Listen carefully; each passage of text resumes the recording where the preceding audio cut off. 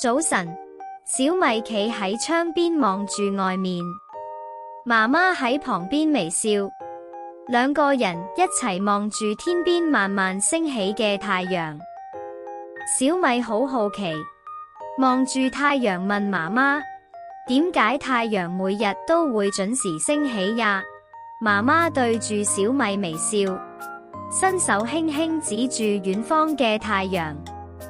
媽媽決定今日教小米試字，用簡單嘅話解釋。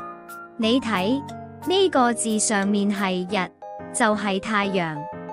太陽每日準時升起，好似一個準時嘅鐘。媽媽繼續講，下面係正，就係正確、正直。小米聽得好專心，點頭。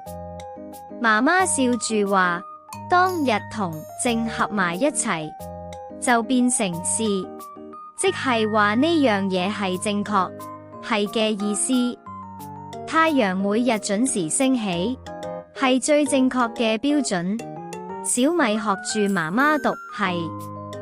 媽媽同小米一齊講記憶口訣：太陽日每日準時升起，係最正確正嘅事。是。兩個人開心咁互相點頭，學到咗字嘅意思。最後媽媽問小米：如果一件事係正確，你會點講？小米大聲答：係是。